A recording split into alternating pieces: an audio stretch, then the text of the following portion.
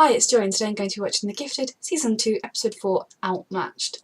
This season has been so good so far. It's my absolute favourite show that is on at the moment. I love all of these characters so much. I'm really nervous. Every episode I spend really scared and tense with these characters. I feel like we have been building towards the inevitable first clash between the Mutant Underground and the Inner Circle. We know that Andy had been training for some kind of a mission. And we know that Marcos wants to strike back against them for taking his baby, for not even being like, sorry about this dude, for just being like, you can't see your baby anymore. It's really tense. I am very scared of this episode, but I've been waiting for it all week and I'm so excited. Let's go. They're not dead. He was further away from the car than that. He can't be 100% sure it was Lauren. I think Andy was surprised and shocked by that. The first time they come up against each other is going to be a big test for him. The worst possible news to get. This is Andy, right? And he's gonna be amazing. It's such a hard choice to make in a way that I can understand that as a mother you would want to do anything for the baby. And this also shows that Caitlin has always been willing to just put everything aside, risk everything in a way for Andy. I think she would do the same for Lauren if Lauren was in that position, but you know, she's all since day one fought for Andy, and that might help explain her now. I'm gonna discuss my powers with John. Good. See if I can figure That's this a really good idea. You don't need to. I'm fine. You don't have to be fine. Lovely. I realized I'm glad this family has been communicating now. I need to be the one that brings Andy home. She loves him so much. And I want Andy to come home so much. And then whatever they're doing matters more. I have to find a way to make him. Okay, let's start. Is he still going to be there or alive after he acted in the Inner Circle last time? You heard what the Wizard of Oz said. Tell him, please. You need to train them. And at most... No. I've seen people try. Alright? Anxiety medications, tranquilizers. Don't say these things because Reed is now going to try them. Ready, let's go. Marcos, they're clearly talking. Reed, you need to listen to him. You went to him because he'd have advice. If there was a way to suppress powers, he would have come across it in his time as the head of the Atlanta Underground. This is not a good idea, or he'll be dead. Sounds delightful. Yeah. It's a long shot, but it's always... Oh, my heart just breaks for him. I mean, I'm team kidnap the baby from them and just raise it ourselves. And then Lorna can come back if she wants to be with the baby. Oh, nice try, guys. Let's grab a latte on the way I love back. What do you Clarice say? so much. I was so close to working Grace. Yeah, that sounded to me like someone with a gun. Just kidnapping people now. Go home to her, give up this crazy thing and just enjoy your life. Yes, really, because you literally promised her you were definitely giving it all up for sure. Look at me, I'm getting rid of all the files. And then you were like, okay, now today I'm leaving. I'm glad you didn't send that text, that would not have gone down well. Hello, would you like to join the Purifiers? I don't want anyone who's not bulletproof getting hurt. Me neither. I'm preferably also John not getting a little bit hurt. Let's not go to torture. I don't feel comfortable about this. Like, I can get why they're feeling this desperate, but Andy did choose sleep. Gonna have to deal with it. Get away from me with that thing. Just help them. No, please. It's a very dark place. And I can see what's driven them to this point, but oh, Caitlin was terrifying. persuasive. Do they want to break out the People took inmates? their pills 10 minutes ago. Oh my god, they're going to go there now and face off. Oh gosh. That's all we know so far. I'm tense. No plan. I mean, other than just driving up to the hospital/prison thing and knocking on the door. This is the best sleep you've Of had in the last course. 6 months. I really hope her belief in Andy's not going to be crushed. Reed, just... Okay, right now I suppose you can't do much to practice controlling it because you're going to be feeling very emotional today. But you need to learn to train it and not just take pills to try and help. They're not working. Look, there's other things happening right now, Jace. I'd rather watch that than this, I'm sorry. When the job is done, I promise I will be. It'll never be done. Because these mutants didn't do anything to you. And there are lots of mutants. Except you're never going to kill all the mutants. Don't. And if you do, you'd be a genocidal mass murderer. Just send him to divorce papers. See if that wakes him up. You need to evaluate what you want in your life. What is most important to you? Your crazy vendetta and desire for revenge on mutants that didn't do anything to your daughter, or your wife, and then what's left of your family. And Red Reed is not okay with this, and I think you can see at various points Caitlin, deep down, is not okay with it either, but she's doing what she thinks she absolutely has to do. And I mean, it's nothing he hasn't done to himself before, but ethically that's different, and yeah. This show's not good for stress and anxiety levels. Word was, he's her birth father. It's really interesting we're judging this episode from the underground side, and then obviously there's going to come in now to a moment where they clash, and Really think they'd fight us? yes. Lauren, I know they will. And Andy just stood there, watching. He is my brother. Oh, Lauren. I can get through to him. I really hope you can. I feel this is her last bit of faith in him, so I really hope it works. Is this who you want to become, Jace? Hate group. I get it. You hear the lies in the media about how we're all bigots. This is Fact is, so we're regular close folk to who love our what species, stupid Nazis say in real life. and our families. I'm uncomfortable. Is this Andy breaking through the walls for them? You gotta give Oh us something, gosh. alright? There's two of you! What good is this? You can't do it by yourselves. Please be ready to portal at any moment. We need to see inside. Get us video of that explosion. Get us into the basement now. I just told you someone's blocking me. I can't. What if I give you more? Can you fight him? Caitlin! You've done everything you can. You've done more than you should. Stop. You could overdose him. Okay, Reed, no, now's not time for you to disintegrate the room.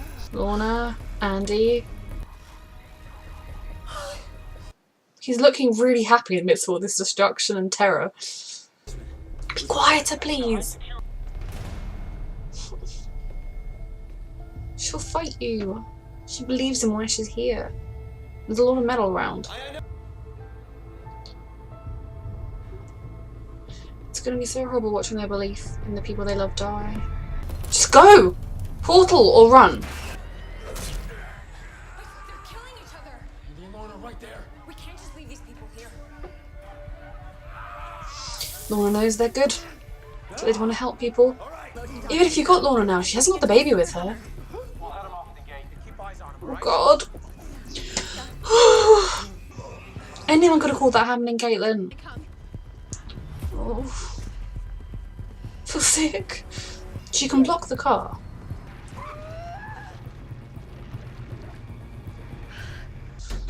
Oh, I'm so stressed. Is it my dreams? So you know she's having the dreams too? You've been having them too, haven't you? Get out of the way. No. I'm here to take you home. Oh, Lauren. Now move! I can't do that. Oh, I'm sorry. Andy? Andy? Andy? Andy, no! No!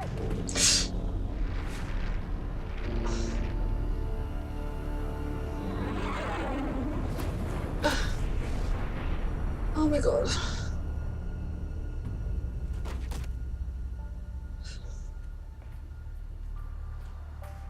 So this is really, you think you're doing this for Laura and for your family, is that it, Andy? Is this who you are? Who you want to be? He needs to evaluate his life choices. As does Caitlin. How are we any different from the people that we're trying to save him from? Today you haven't been that different. He was smiling. Nobody made Andy do anything. And I'm very stressed because Lauren had built up. She'd gone from being scared to believing in him again, and then he failed that belief. I got some bad news. Bad news. What do you think? What else? Still hasn't woken up. She got hit pretty hard. By Andy. Don't do with Andy.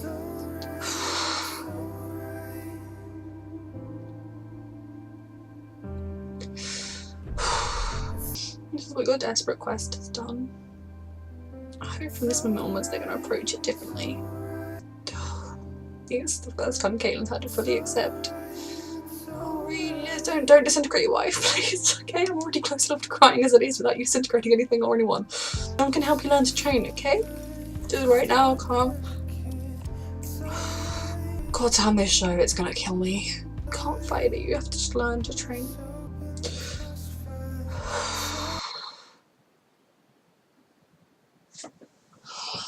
And of course the timing is perfect, so now he's gonna be like, oh, I've got to go join the Purifiers and become an even worse awful person than I am now. Go to your wife. My sympathy for him with his daughter ran out a long time ago. So who did they rescue? Are we gonna see? No.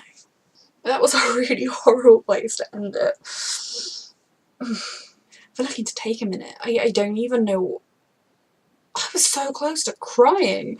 I mean, I feel like all of the hopes that they've been building up to seeing Andy again, seeing Lorna again, to putting the Strucker family back together, the parents had been desperately doing that. And I think Lauren started the season willing to do anything to help find Andy, but getting more and more frightened of Andy. But within that, she began to see that if her parents were putting things back together, that there was hope for the family. Maybe she could be there for Andy, maybe their connection would be as strong as it had been, and that he would see her and realise the right thing to do, the right way to be, and that is not what happened. I think you could clearly see that he spent a lot more time training his power. The last time they put the powers at each other, they both went flying, whereas this time he put all of his force into that blow. And oh, I was really worried about the first time that they were going to meet in person, and I'm devastated for Lauren, because especially as it happened when she'd been beginning to feel some belief again that he would come back to them. And I think, maybe by the end of the season he might come around if things keep happening, but he was very happy with what he did. And like I said, he didn't hold back, you know. It wasn't like even that he was aiming at Marcos and it hit Lauren. He aimed at Lauren with everything he had. It wasn't just, oh, I need to get her out of the way. It was rage. And I'm very interested to see if Andy is at all affected by this moment in the episodes to come. That will, again, like, I feel in episode 2 I built up a lot of understanding for Andy and a lot more sympathy and respect for him than I had before. And you know, that can always change. That this season he can make decisions that I just fundamentally find awful and repulsive. And, you know, as of right now, Lauren's power doesn't hurt anyone, so her using the shield against him was just being in his way. She wasn't doing that, gonna harm Andy, just frustrate and stop him. And Andy really hurt her and didn't seem very upset. And, oh, she still hadn't woken up, which, I mean, I know she will, but, oh, it wasn't like a little bow to her, and there was like blood in her hair as well. Like, that was just bad. And oh, I'm sorry, as I've said before, Lauren is my favourite character, and I'm really affected by this episode for her because she had that belief in her brother for the first time, and well, for the first time in a little while, and then it's just gone. I think for the Struckers in general, Caitlin, we saw here, has been fighting for Andy, like she said, since before he was born. I feel like she might have mentioned that before, but anyway, that's something that she's been doing all his life, believing in him and trying to fight for him and risking everything for him. You know, in the past she was willing to risk not being in Lauren's life in order to save Andy. Now obviously, I think as a mother, like, you can't really pick one child over the other, so in that sense, like, I think no one would blame her for that choice as such, and it panned out because they got Andy. But in this instance, you could see it as, and I feel like Caitlin will probably see it as, some of her desperate push to get Andy back is what kept driving Lauren to have that belief, to keep going for him, to risk herself, to bring him back, to, even when he was saying move, even when he was making it quite clear he wasn't going to come back with her, Caitlin will feel somewhat, I guess, responsible for letting, I mean, she was also the parent that said to Lauren, yes, you can go. Reed was still looking like, oh, maybe you could stay and they could go. I think it was Lauren's choice whether or not she wanted to go. I don't actually think it was Caitlin's fault, but I'm just saying from, like, from a point of view of Caitlin, not only this episode was she 100% down with torture, and, you know, she did it. I think that's just one of the things that makes it so interesting again, is that the good characters, which is the underground, they aren't perfect. They make bad calls, they do things that aren't exactly ethical because they're real humans, real mutants, real characters, real people within the show. And I think, you know, in a weird way, Caitlin justified to herself, oh, he's been hitting himself up with this stuff anyway, you know, he's a junkie, so what I'm doing to him is just stuff he's done to himself 1,000 times, which is very iffy in terms of morals. But I was glad that we saw Reed really not okay with that, but also not doing anything about it, because he did want to get Andy back, and, you know, sort of, he was almost shocked by the level Caitlin was going to. We know from the past that Marcos, if push comes to shove, is okay with torturing people, because again, he's not perfect. Like, none of these characters are perfect. They would be really boring on the side of good if they were just out and out perfect people. In a TV series like this, I think for Marcos, I think holding Dawn in his arms and then having her taken away is almost even worse than before, in the sense of him kind of going a bit crazy with just, I need my baby back, I need to make them suffer, I need it. So in that sense, I understand why they did it. I also think Reed, I'm glad he told John about his powers. I'm glad that that conversation started. But when John came back with, there's no way you can suppress it, there's no way you can stop it, you have to learn to train it, to learn to control your emotions, but not like stop your emotions, just learn to kind of be aware of them and be in tune with your powers, and he still doesn't want to. I hope this episode will be a sign for him that he needs to do that training, because especially the way their lives are, they're not going to have peaceful, calm lives with nothing stressful happening. Things like this are going to happen and going to cause them to explode. So I hope he will train with John and Marcos even in the future.